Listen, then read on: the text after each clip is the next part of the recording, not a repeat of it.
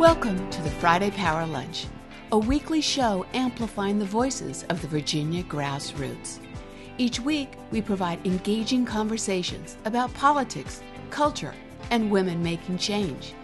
Produced by the unstoppable women of Network Nova, our motto is, when we vote, we win. The Friday Power Lunch is recorded before a live Zoom audience. Follow us on social media. Subscribe to our YouTube channel and show us some love and become a sponsor through Patreon. The Friday Power Lunch. Badass women getting things done. Welcome. It's February 2nd, Groundhog's Day. We're repeating ourselves, and you're on the Friday Power Lunch. I'm Catherine White, your host, bringing you the guests, the issues, the actions. And man, we like to fuel the grassroots. And like I said before, we're also going coast to coast. We are really building a new movement here because we're stronger together and we are smarter. And we like to make politics fun. So I hope you're in the room to get perked up. And we welcome anybody new. Hello, and we have Michelle McKinney up there, who is our community builder. Give a wave, Michelle. If you're new to the room, reach out to her. So our theme today, here we go again, polls, schmoles, and voter rolls. So we're glad you're in the room because we are so excited to welcome Congressman Jennifer MCCLELLAN, Tom Bonier, CEO of Terra Group. And, if you know Tom, he's done a lot on this show about the voter rolls. He's the senior advisor to also Target Smart. Matt Caffrey's here, the senior director, grassroots community organizer at Swing Left. How super to have him back in the room. And we will, at the end of the show, going to talk to Pete Kronowitt, activist, singer, songwriter, to tell us about being cool. Do something now. And that was his song. So thank you for that, Pete.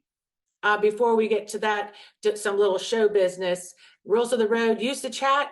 I hope we have people from all over the state and the nation. Please identify yourself and give a wave. And remember, the after chat after 1 p.m. We love to turn the lights down a little bit and chat, so stick around for that and support the show. Thank you. Last week, we got so many big supporters. Let's hear a big cheer for that. Lydia Azuna from Texas, Nellie Pien, Frida Cathart, thank you, Frida, Janie Blackstein, and Julie Stern, and Kathy Snyder increased her amount. Little showtime for us. Hold on. Good coffee. So, as we say, no one is coming to save us. It's up to us. So, let's get this show started. And I want to make sure that we say hello to Congresswoman McClellan. Is she in the room yet, Robin? There she is, because it would not be February or March or April without saying hi to you. Hi. Hi, welcome. And we wanted to make sure that we really opened up February, with a nice repeat, which is it's Black History Month. And I really wanted to have your voice in this conversation and really kick us off. And today it's a lot about voting. So I love to get your perspective of what we should be thinking about and how we're celebrating and really uplifting Black history this month. Well, thank you all for having me today. A couple of things just to shout out. First, you see I am wearing red. It is Go Red, Wear Red, Go Red for Women for Heart Health Day. That's about there we go. But we know that women in particular are facing heart disease, and Black women and women of color disproportionately are impacted by heart disease. And part of that, frankly, is because of generational trauma and the stress and environmental stressors, often in our communities more than any other, or just the generational trauma that we have faced, which leads me into Groundhog's Day. Yeah. And I wouldn't be Jennifer McClellan if I didn't give you a fun fact. And here's a little trivia question. Did you know Virginia has its own groundhog? Anybody know that? No, it's not Phil. No, forget about Phil. We have Chesapeake Chuck. Not Chesapeake Chuck. I haven't seen what he saw today. I think he also said that we're having an early spring. And Virginia used to have an official groundhog back in the 40s. but he committed suicide. Go look that up. Oh, So now that you've got had, a stage or something. Yeah, I remember that. That's good. yeah, now that you've had your fun McClellan fact for the day, it is also appropriate that on Groundhog Day, we talk about the importance of voting. And with Black history, you can sum it all up in our country as follows. This is a country and a government and a system and a society and cultural mores that from day one in Jamestown was established with white landowning men at the top. And then when they created the first representative democracy in the Western Hemisphere, it was for them. A month later, the first recorded Africans were brought to these shores at what is now Fort Monroe as property. And then women were recruited as wives. So the power structure was always set with white landowning men at the top. And when our country was created, when our government was created as a government by, of, and for the people, with a promise that all men were created equal, the struggle of the next 400 years was, how do we make that true for everybody? How do we make that true for the formerly enslaved people and women and the indigenous people whose land was stolen when Jamestown and later Virginia in this country were founded? Specifically for Black communities, though, out of the ashes of the Civil War, in Reconstruction came the right to vote, came citizenship, came the first steps for men to making that promise true, but it was a fight.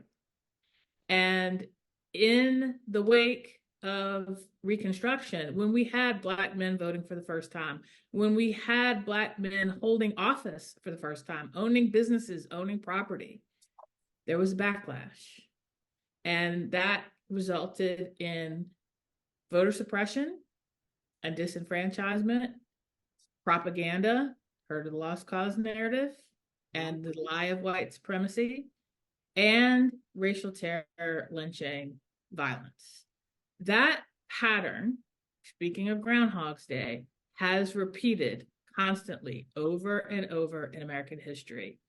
Out of the ashes of disenfranchisement from the early 20th century grew the Civil Rights Movement that culminated in the Civil Rights Act and the Voting Rights Act. And why in both civil rights movements was voting so important? Because from voting comes every other right.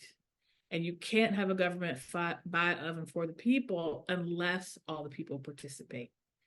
So, but in response to those gains, there was a backlash where Richard Nixon said, I'm going to use the Southern strategy, propaganda. I'm going to use forms of disenfranchisement. And yes, there was violence to respond to the progress that Black people made. But we didn't give up. We kept going, we kept going, we kept going, and it culminated in the election of the first Black president of the United States. And later, the first Black vice president of the United States. And what happened? There was a backlash that involved propaganda, stolen elections, and birtherism, that involved violence, January 6th. And that involved voter suppression, the gutting of the Voting Rights Act by the Supreme Court, and a wave of voter suppression laws across not just the South, but the entire country. But throughout it all, Virginia has been a beacon of hope. Because yes, we were the birthplace of American slavery, but we were the birthplace of American democracy. We were the birthplace of massive resistance, but we were also critically important to the civil rights movement. And now, when we got, you've heard me say this time and time again, when other states were putting barriers in the way of voting, we were passing a Voting Rights Act. When other states were putting abortion bans in place, we were removing restrictions on abortion. All of that was because you came out and voted, because you came out and voted to put a democratic trifecta in place. You came out and voted to restore the House of Delegates to Democrats to protect the progress we've made. I'm here to ask you to do it again, because part of the backlash now is, let's not tell a complete and accurate history, because if people know our history and recognize the pattern that I just laid out, then they'll recognize when we're in the backlash. And there are a lot of people that don't want that to happen. So that's the importance of Black history, because Black history is American history, and making sure everybody knows it. But we have to use that knowledge to ensure that we get people out to vote. And yes, you hear it in Virginia every single year. I'm going to say it again. I mean it every year, but I really mean it this one. This is the most consequential election of our lives. Right. Because there is a man running to be president who has said he will be a dictator on day one, who has said he will use the power of the presidency for revenge. Believe him. Yes. Believe. And I have seen in my almost year, it'll be one year in March, 1 year to my election, February 21st, 1 year to my swearing in March. And what I have seen are MAGA Republican attempts to roll back voting rights, reproductive rights, and degrade the trust that people have in our institutions, so that, and to make sure people aren't learning a complete and accurate history, so that they can facilitate their leader coming back to power.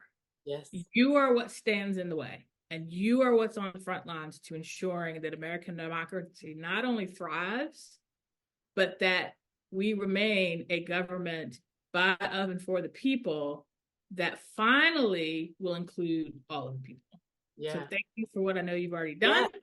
And thank you for what I know you're going to do this year.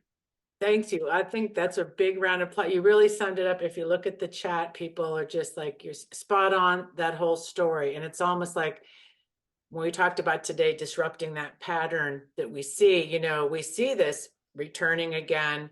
It's like the bad ideas never die. They just sort of they come back. So it's really, democracy is fragile, our participation in it. And what I'm excited today to talk about in this room, we just are really going to be those disruptors in a positive way, because a democracy has to become, as Matt Caffrey and I were talking from Swing Left, a lifestyle. Something that we really, as you know, somebody that your family went through the Jim Crow laws and couldn't vote. Your story is so powerful, and you've told that before, that, that power of the vote, the power that we need to remember why it's so sacred to be able to do that. So thank you for coming here today and starting off and kicking off February. And we will have to look up at the Chuck. What was it? It was Chesapeake Chuck.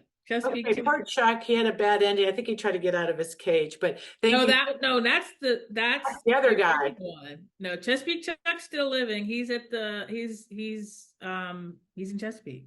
Oh, good. Well, look at him. Good place to be. Well, thank you very much, and thank you for reminding us about Heart History Week. It is February, so we will see you again, and we'll get this party started. Thank you, Congresswoman McClellan. Woohoo! All right. Big round of applause there. I also want to say, as we lead into Swing Left, is that when I think about economic predictions, right? I know you all woke up today to look at what the pundits or what the economists predicted that, it wasn't going to be so great. And then what happened today? The jobs report. Did everybody see it? What did we get? We had, I would say it was 350,000 jobs, unemployment at 3.7. It defies predictions, folks. So let's make sure that we keep that in mind. Oh, yes, Louisa, speaking of, let's get to predictions about what's going on in the General Assembly. A little bit of, you feeling groundhogsy as you look at what's happening down there? I would say in some cases, yes, and in some cases, no. So we've kind of got two different stories going on in the General Assembly this session. Some of our bills are actually doing really well.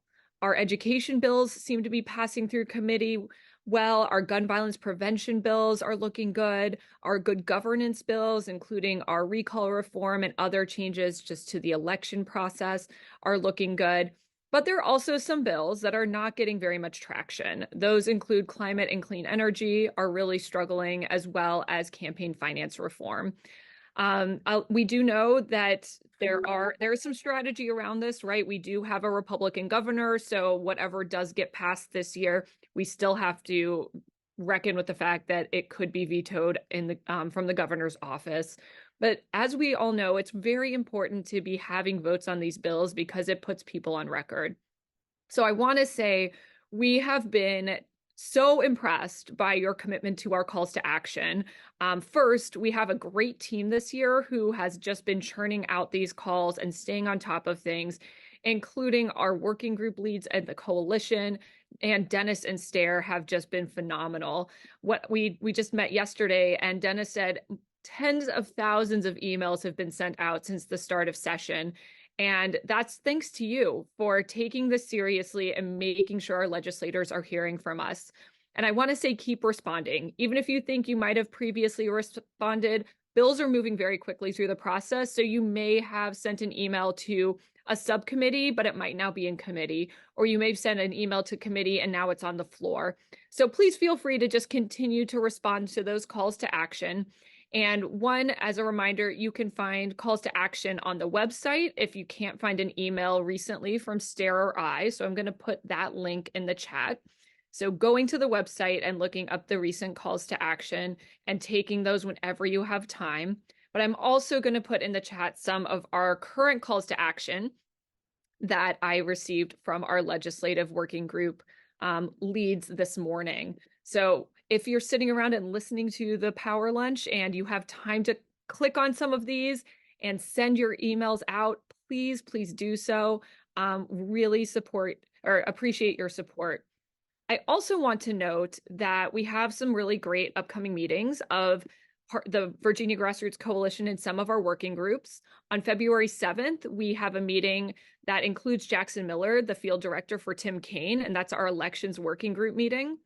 On the 8th at 5 p.m., we have a meeting of our voter readiness working group, and that's going to include Nico Walker, who's the staff attorney on voting and elections for the DPVA.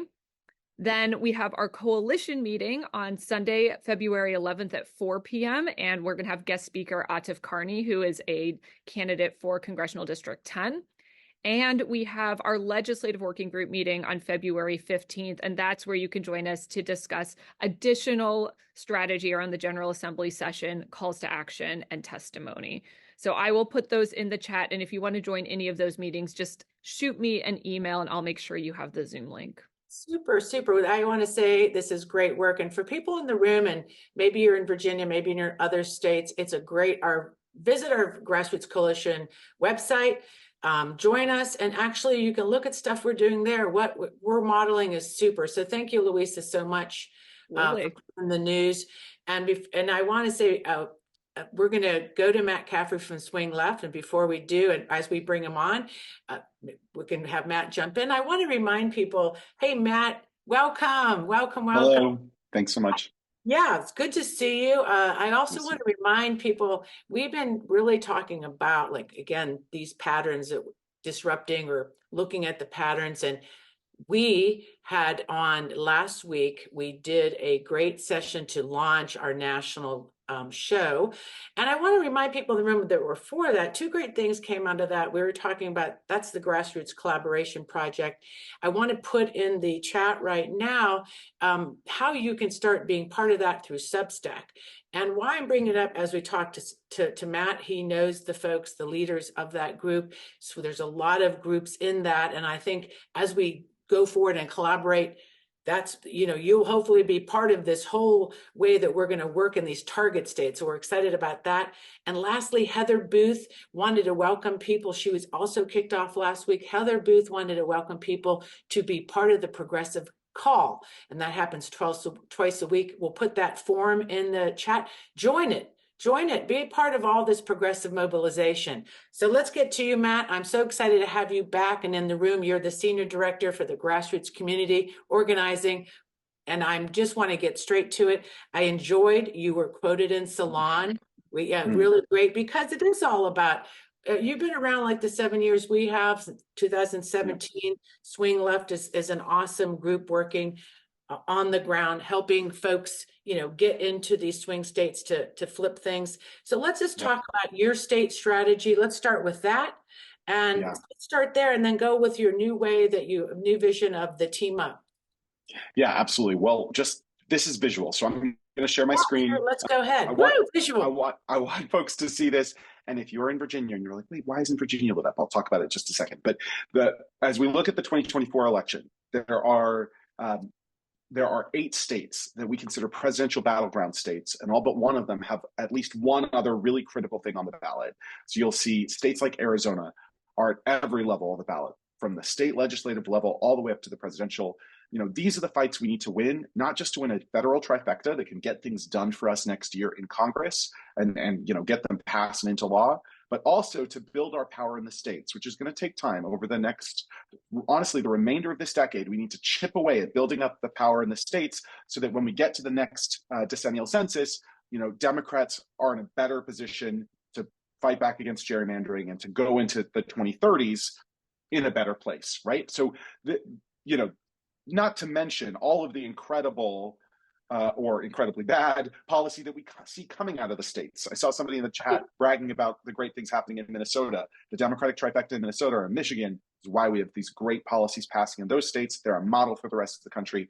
So we're investing at both levels, at the presidential level, the Senate, the House, and then at the state legislative and gubernatorial level. These are the states where it's going to happen. Take a look. If you're like, wait, I don't see my state, why isn't, for example, Virginia lit up? That's because the level of the ballot we're paying attention to in Virginia is Congress. And for states that have basically currently one or fewer targeted House race, they're not lit up, but they're still targets. We're still going to be working in Virginia this year. We're excited to make sure we hold Virginia 7, win back Virginia 2. There's a lot of work that we need to do, but just wanted to address that. So that's the strategy. And let me say, there's one other element of the strategy, because which races we're working on is one thing, but how we're doing that is another. We believe there's no time or money to waste, right? We can't wait to see what happens in the Republican primary. We can't wait for the primaries to be over. We need to get to work starting now. And so we are doubling down. We are going back to basics on our foundational tactics. That is raising money for target races, just for the general, right? We don't play in primaries. We wait. We let the folks in the district decide who they're going to support, and we support whoever clears the primary to help them flip that seat from red to blue or hold that seat blue, whatever it might be. And then, of course, volunteer organizing and mobilization, which is really my thing at Swing Left. And in that, we are recommitting to local grassroots groups. I'm so glad that you talked about the work that you all are doing to try to coordinate with grassroots groups across the country. I think that work is really critically important. We're working in every way we can to build new grassroots groups and to support existing grassroots groups. More about that in a second. Then we want to recommit ourselves to in-person voter contact, because we know it works. It's critically important. The texting, the postcards, the phone banking, the letters, they're all important too.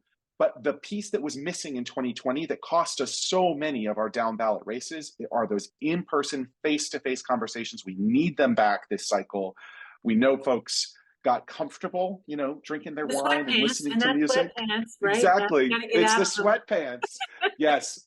Lace up your shoes, put on your jeans. We not in that order. And let's get out and knock on some doors, or go to the farmers market and register some voters, or sign up some new volunteers. We got to get out in person. One last piece of this critically important strategy: we need to be talking to the right voters. And the voters that are going to decide this election are what we call the surge voters. These are the voters who didn't vote in 2016, but maybe they have since then in 2020 and 2022 and 2023. Those are the voters that gave us the anti-MAGA majority that has won on one of the best winning streaks of any party in American history on these last few years. The reason we didn't have a red wave in 2022, the reason we won everything in 2023, it's these anti-MAGA voters who they tend to be younger, more diverse. They didn't vote in 2016. We got to reactivate those folks and make sure that they make a plan and get out and vote or cast their absentee ballot, whatever it is. So that is our big strategy. And just one more thing, I talked about we need to build and expand new grassroots groups. Well, we're trying to do that through a new program called Team Up. We actually piloted it last year in Richmond. Some of you may remember my colleague Madeline coming to the Women's Summit and talking about this program. But we are bringing this to more cities this year, and we're doing a a program where folks across the country can participate to get matched up with others in their community, to work together, to go through a full training, to get ongoing support so that you can build a new grassroots group in your community. So if you're not already part of a local grassroots group that's working, to flip these, critical House seats, to defend these Senate seats, to win the White House, if you're not in a local electoral grassroots group and you want to be a part of building a new one, go to swingleft.org/teamup. We would love to work with you and support you on that journey so that we can all have a bigger impact together this fall. Yes. No, I love the team up, and I love it. I love that, you stay focused on your overall strategy and your overall base, which is really investing in volunteers and groups, but you are always not staying in that same pattern. You're adjusted your tactics and strategy, which I just love. So people, I don't know if you can put the link in there about how people can, because I know, isn't the deadline next week for getting this? I'm sure you'll continue it in some sense of like getting people in to get this training. And I know that the Grassroots Collaborative Project leaders that are already in that, I think it'd be a great synergy to work together, but we could talk about that later. I think that's how we're going to win this year. And I love the surge voter. I love that you have identified about that. And we have Tom Bonier in the room today. So I wonder if he thinks what he thinks about these surge voters. But any last comments? Yeah, you're absolutely right about the deadline to apply with Team Up. And it's February 15th coming up.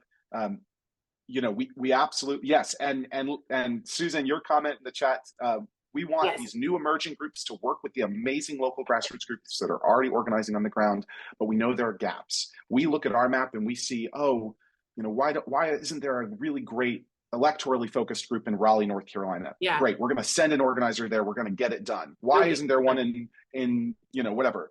And that's the goal. So if you are in a city and you're like, why aren't we organizing canvases? We don't need to wait for the campaigns. Don't wait. Get involved in Team Up, and we will help you get started. Great. Thank you, Matt. And like we always like to say, we got to do it because no one's going to save us.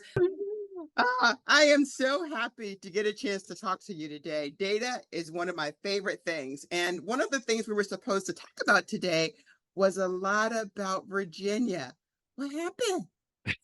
Well, we have been eagerly awaiting the release of the vote history data because we have not forgotten, and I appreciate that y'all have not either, as I know you wouldn't, about the importance of the election last year and understanding. One of my biggest pet peeves is election happens, we talk about it for a few days, and then we decide what we think happened without the data to actually tell us the true story, and then we move on.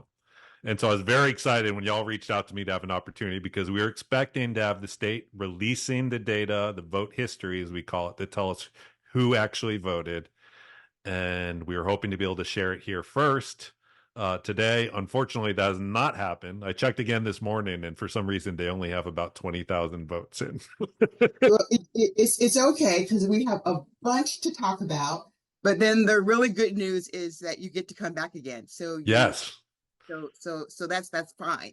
But I was going to wait to talk about the polls, but since we had such a fantastic open talking about the polls, which are really so confusing, I've just decided to leave it all alone. Talk to us a little bit about these polls. What's behind it? Give us a sense of what we should pay attention to and what we should just leave alone. Yeah, leaving it all alone might be the healthiest approach to it now, but it's been weird. I think I had not seen that segment before, so I love it because it perfectly shows the dynamic that we're dealing with. We call it the polar coaster now. I think it's the best description of what we're all riding on, though you do not have to get on the polar coaster, to be clear, though a lot of us are addicted to it.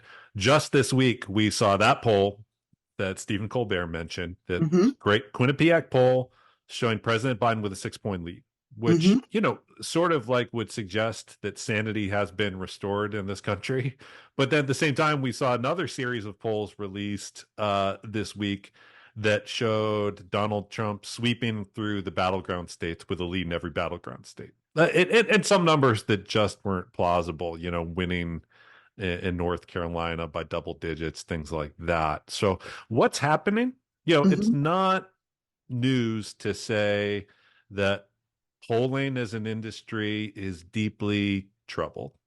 There are a Mm-hmm. lot of bad polls out there. We all experienced this, and our collective friend who you've had on here multiple times, Simon Rosenberg, did a Mm-hmm. great job. And I appreciate y'all giving him that platform to do this here. In sounding the alarm in 2022 that our general sense that this red wave was coming in 2022 was based on a lot of bad polls. Well, the bad news is the bad polls haven't gone away. Mm-hmm. The other reality that we all just have to accept, I think, is this is likely to be a very close election, and we don't know who's going to turn out. We don't know. I mean, we just, hearing from Swing Left now and the work that they're doing, the work that you all have been doing. There are a lot of voters who are going to need a little love and attention to be turned out and to vote Democrat in this election. And those polls are reflecting that reality, meaning every pollster has their own sense. When they build a poll sample, a likely voter sample, they're all making somewhat educated guesses about who's going to vote. And so that explains generally why you might see one poll that shows things looking really bad for us, Mm-hmm. and one that shows things looking really good, is because they're two different. Think about it as a choose your own adventure. One is the Quinnipiac poll. To me, is if we do the work, we get our voters out, we communicate as we can, and we have, then we'll win, and we could win by big margins. If we don't do that work, if we allow Donald Trump to continue to manipulate the media and the American electorate as he has in the past, he could win. So let me ask a couple questions about a little bit of that we do know. There was this silver sneaker surge that you talked about in 2021. So can you just sort of talk about that again? Because I hear this other surge that Matt just talked about. What did we learn from the silver sneaker surge that we should be applying right now as we think about this? Yeah, that was really the first test of this in 2021 in Virginia, when I was surprised at the time, where we saw that older voters came out, really high turnout levels. And, we know what happened. And then when we look at the 2022 elections, the big question was, will we see this happening again? And what you're seeing is this sort of mobilization at both ends of the electorate. Someone called it the Boomer Zoomer coalition, which I think is great. I wish I could give credit to whoever came up with that. I don't remember who did. But what we're seeing is, on one end, you're seeing younger voters really energized and coming out in big numbers in 2022, at least in these key places, especially where we are putting Republican extremism and abortion rights, if not literally on the ballot, effectively on the ballot. And then you had on the other end older voters who are coming out in higher numbers, where generally as Democrats, we've looked at this and we've said, oh no, boomers and even older voters are not good for us. What we've seen is the president's actually made great progress. Democrats have made great progress with this coalition, and our numbers look better. Mm-hmm. So I wouldn't be surprised as we go into the elections this year if we see a similar dynamic where you see this Boomer Zoomer coalition being potentially decisive in November. Okay, well, that's good news. But there's some other things that I want to talk about. We cannot not talk about New Hampshire, and because there's really some really good scoop under there. So let's talk about New Hampshire. And by the way, let's talk about Iowa too, because we watch that and tend to think that Trump is doing really fantastic. But if you get under the numbers, it looks a little different, right? Yeah, it's a little bizarre to me in terms of the how this has been generally reported in mainstream media, where the Iowa caucuses, again, only Republicans had their caucuses there. Democrats have changed the schedule. And what we saw was President Trump getting 50% of the vote. Which is not a strong performance in Iowa. Generally, when you think about that caucus, you think about who goes out to vote. And especially then, it was, bitterly cold weather. You're only getting the most hardcore party activists. The fact that he did not break 50%, to me was a sign of his coalition showing some cracks in the Republican Party. There is a critical mass of Republicans who want someone else. New Hampshire, to me was an even more striking sign, because you had by then Ron DeSantis famously and quite embarrassingly dropped out. He was trying to spare himself the embarrassment of winning, 2 or 3% of the vote, as he was on track to do. I think he's trying to preserve some ability to run in 4 years, but I think we've seen who he actually is now. I'll be surprised if he has much staying power. But what we saw was Nikki Haley pulling together more of a anti-MAGA coalition. And it's not like, let's be real, Nikki Haley is the perfect standard bearer for anti-Trumpism. In fact, until about a week before the election, she was doing what everyone else in the Republican primary field was doing, which was going out of her way to not say negative things about him. She finally opened up, talked about his mental acuity and the reality there. And she held him to a very close margin. Again, I think the final margin was about 10 or 11 points. For someone who is effectively running as an incumbent, as Donald Trump is, for him to go into New Hampshire and fail to win by a wider margin, again, is a sign of weakness of his campaign. It's a sign that there are a lot of Republicans who are not happy with him as their standard bearer.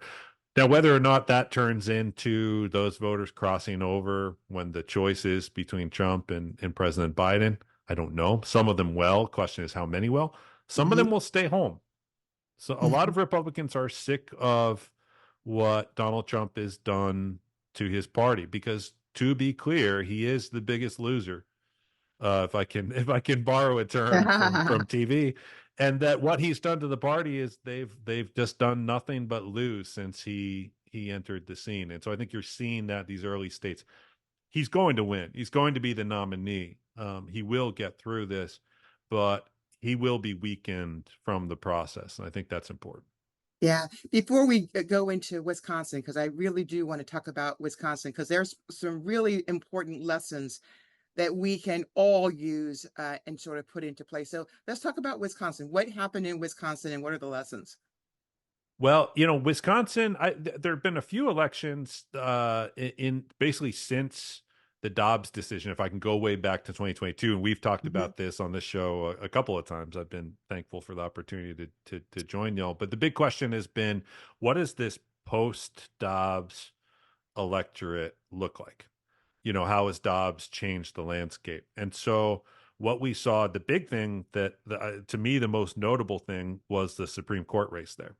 And we also have to talk about Pennsylvania, where they had their Supreme Court race last November. And Wisconsin elections are always close, right? You look at presidential elections for the last 20 years there, the margin has been, I think the average margin is something like less than 2 points. It's always close. And that Supreme Court race where the Democrat/progressive candidate won, they won by, gosh, I think it was, someone can correct me on this in the chat, but I want to say it was around 7 or 8 points. And then now what we're having happen there, because Republicans successfully gerrymandered that state. Probably more successfully than any other state. They took control in 2014. Scott Walker came in. They won the legislature narrowly. And then they changed all the rules, trying to make it a permanent Republican majority. Well, now the court decision there has overturned that gerrymander. So you'll actually have fair maps in Wisconsin this year for the first time, and Democrats will have an opportunity to retake that legislature. So I think what you're going to see is fired up Democrats and progressives going into November, where they actually see that they have a chance for electing candidates of their choice, which hasn't happened in 10 years in that state. Wow, that's going to be pretty amazing. I do want to have a chance to talk a little bit about absentee ballots, because that was sort of a thing in terms of how Republicans did, how Democrats did. So I wanted you to talk a little bit about what that looked like and what we should expect about absentee ballots. Yeah, I think, and especially for, given the Virginia focus here, I think that was one thing that we learned a lot from in the elections last year that I think we have to pay a little bit of attention to nationally, in that we've had this trajectory where for the longest time, Republicans got their supporters out voting by mail. They had a big advantage around the country in this. It was a big strategic and tactical advantage. Donald Trump in 2020 gave us this wonderful gift where he convinced his supporters that voting by mail was fraud. And what we saw was things just turned on their heads, where in many states, the mail voting was 3-1 Democrat.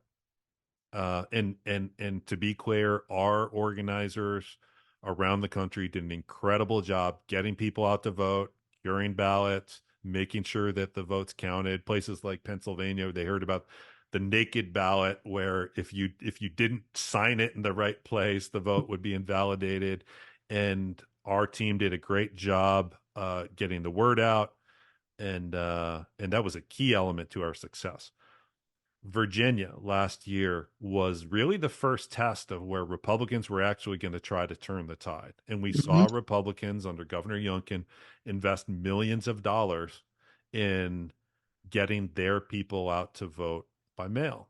And they did have some success in that, frankly. And we saw, of course, as we all know, as you've talked about a bunch here, when you look at, obviously, the end result in the state legislature is incredibly close, but the closest races, we had a few that we left on the table. Republicans won basically everything they possibly could won. And I think their vote by mail plan was a big part of that. And again, a lot of work I know by a lot of people on this show and people viewing to make sure that it wasn't worse than it could have been, and it allowed us to take back control of the legislature. But going into this year, we just have to accept that vote by mail is going to be a bigger battle. We need to invest more in it. We need to do more to convince people to make sure that if there are problems with their ballot, that we are curing those ballots, because we did have some issues with that, I know, in Virginia. That needs to be a focus. So I think it'll potentially be even bigger than it was in 2020, believe it or not. Yeah, well, we do have work to do. It was pretty sad in terms of the curing, how difficult it was to get people to come and actually do the work that they needed to do. And we probably maybe lost an election because of that. I do want to finally ask a little bit about rural voters. And so it's on the news every day. Everybody's talking about how horribly we do with rural voters. Tell me, please, what you are seeing as it relates to rural voters and what we might be able to do other than, I mean, there's a lot to be done, but I'd love to know what you think the data is going to show. Well, I think there's you're right. There is a lot to be done. We need that level of investment. We've seen what the wonderful new Democratic Party chair in North Carolina has been doing in actually having concerted efforts to go out and invest in communicating with those voters. We know in Virginia, there have been great programs to that extent. We need to be able to replicate that. We need to be able to invest more in it. One area where I think we can lift up more, especially in this post-Dobbs environment, we've talked about access to healthcare in rural communities and how rural hospitals are closing around the country. Well, the Dobbs decision has just accelerated that, because what we're finding now is that healthcare professionals don't want to go to these states, which are across the South, where abortion rights have been eliminated, and work in these rural communities because they fear criminal prosecution, which is a reality. And we've seen some horrifying statistics just over the last couple of weeks on what is happening there. And so it's on us to lift this up and to make it clear that we can do better, and that by voting for Democrats, we can provide solutions, that we can be that solution. It's that positive message. We can't just run the negative message. We need to put that in the forefront. So I think the rural vote will be key, especially we talk about, Democrats are going to contest North Carolina this time around, and I believe that we can win it. But you talk about the rural vote, like we've got to improve our numbers, especially with the rural vote in places like North Carolina. To be able to win Georgia again, it's going to be key. So, yeah, I'm glad that you're talking about it here, because it's important. Yeah, I live in a rural community, so I know exactly how it is. But one of the interesting things that I found, I heard it somewhere in Kentucky, where that amazing ad was done about abortion, that young woman, that the turn was men. was actually men who were really affected by that. So I think there's work to be done. We know what we have to do. I think sometimes it's just about being courageous and doing the work. We've Absolutely. got Catherine here. I'm Catherine, here, yeah. Hey, Yeah, Catherine. no, it's always great to see you, Tom. Thank you Likewise. so much for coming. And I just have one question too, like about sort of, it's so hard to predict. We're talking, you know, what, how many months? 9 months are we out? Like, right, what we will really see, or what's on your mind looking like forward that sort of concerns you? I mean, I think of Michigan and the voters there and what's going on, our coalition, especially when we're, you know, see this never-ending war going on, and there is definitely that coalition of voters, Arab Americans. Or is this something on your mind, especially in these states? I mean, Very much so. Our coalition and that. Yeah. I mean, it's a horrible thing that we see happening, and I'm wondering. So some of these things you're looking for that maybe we should be looking for that could just, you know, we know that this a month before, days before, that how elections are win or lost on the ACA. Remember the thumbs up, thumbs down. Yeah. You know, different things could happen. We never know, right? Well, yeah, 9 months to me, like I hear that and it makes my chest tighten a little bit because it feels like a very long time and not nearly long enough at the same time. We know it's going to be grueling, and to your point, I have thought about this a lot. Again, to invoke my friend Simon Rosenberg, but he the way he frames this, I appreciate. He says that they're components of the Democratic coalition that are wandering right now, Right. and we're seeing that. And it's not just Arab American voters; it's younger voters, especially as well. Black voters. Yes, absolutely. And so, what that means is we've got work ahead of us. We got work ahead. We've got work ahead of us. I think, you know, a lot of these polls in some ways are providing a picture, as I said a few moments ago, is sort of what could be.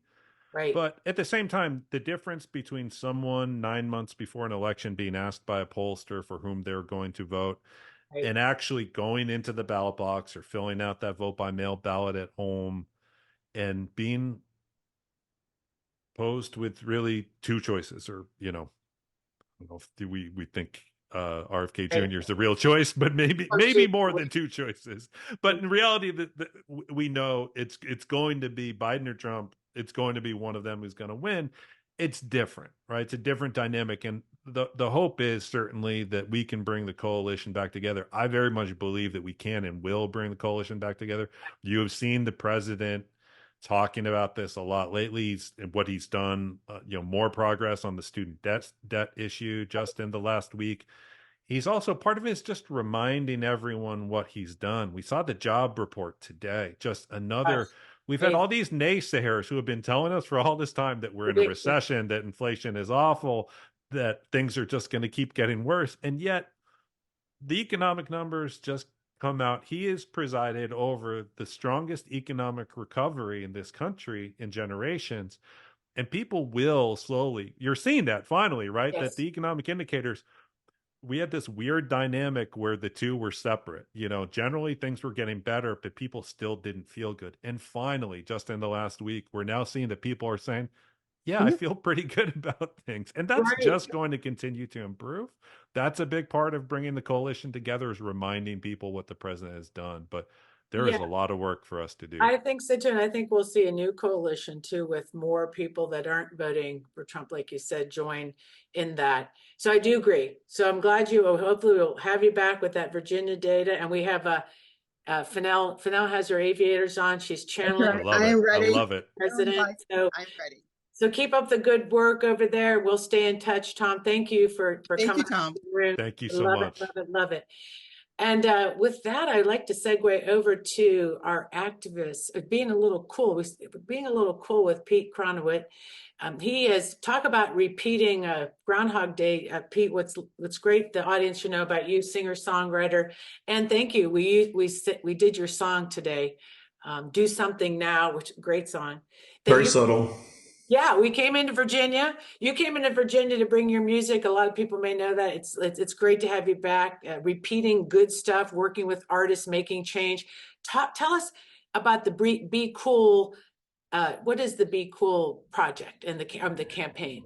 Sure. Well, it's so great to be back. I love this group. I spent 17 years living in the Washington D.C. area, mostly in Virginia, and now I'm living in California. So the Be Cool campaign started out as a songwriting workshop with climate scientists and some award-winning songwriters. Will Kimbrough and Brant Miller wrote this phenomenal Beatles meet Americana pop anthem. It's just a fun song that is very positive. And, people are overwhelmed with the climate negativity. I mean, of course, it's really difficult.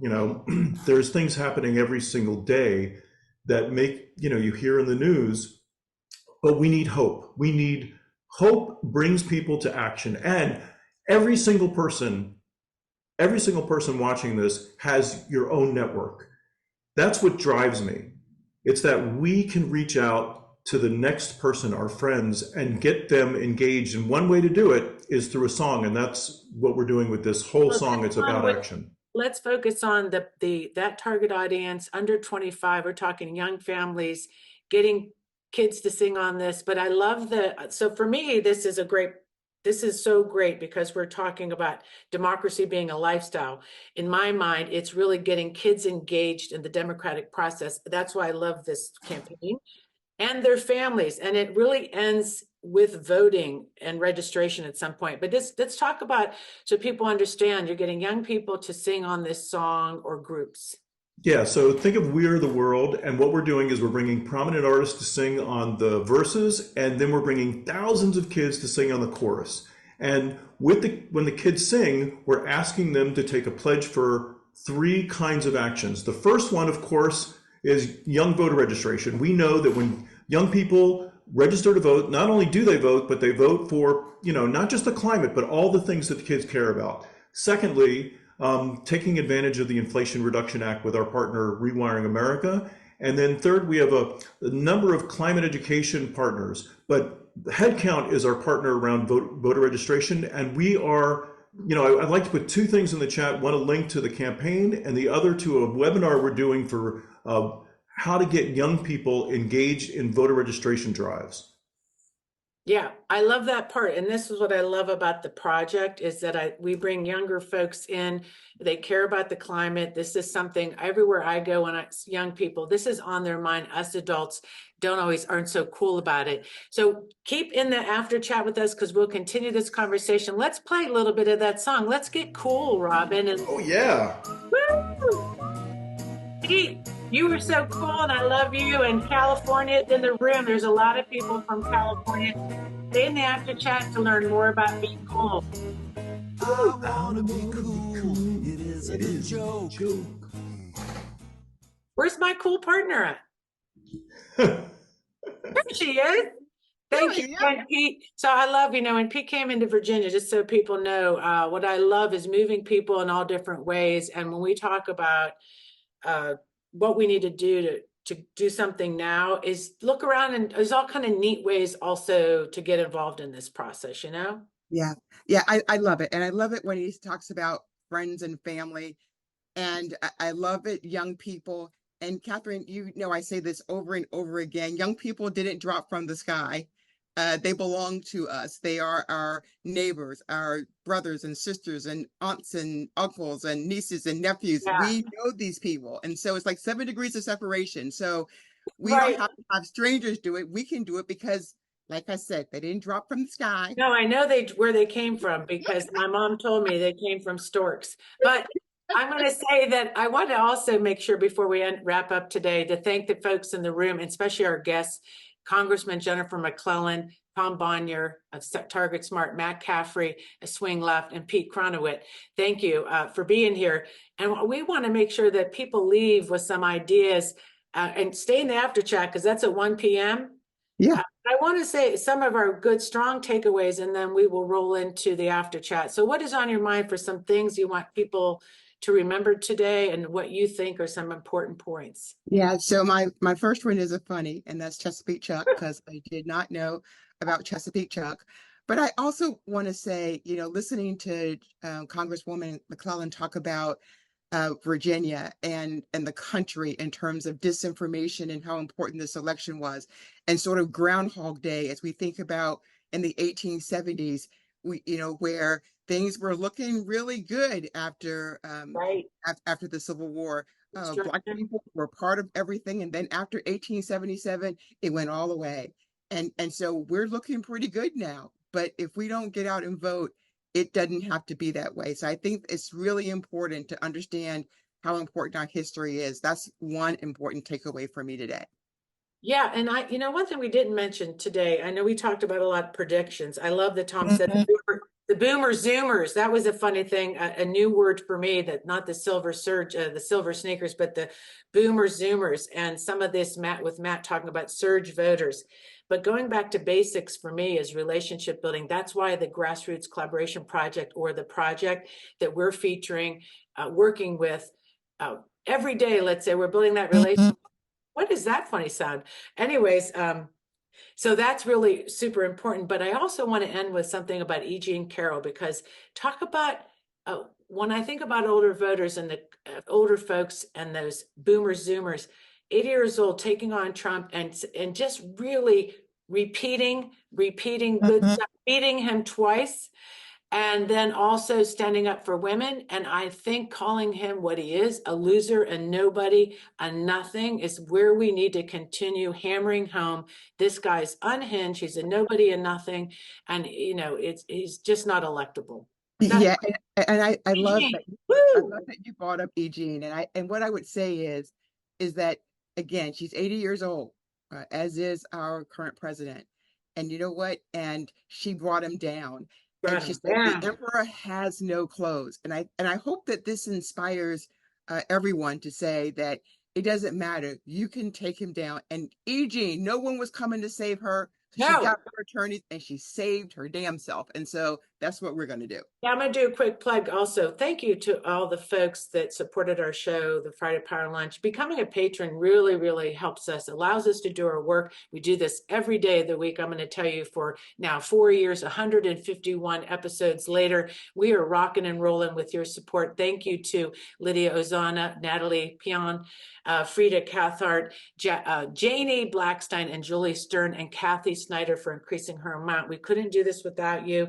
And also, that emperor have no clothes, and you just always puts in my mind Trump without clothes on, and I just can't take it. It just, no, just stop it, as we say. I'm teasing you. But anyways, with that said, let's roll into the after chat. Thank you to the team here. Let me just tell you, they do great work every week. We are so lucky to be in this community, and no one is coming to save us. It's up to us.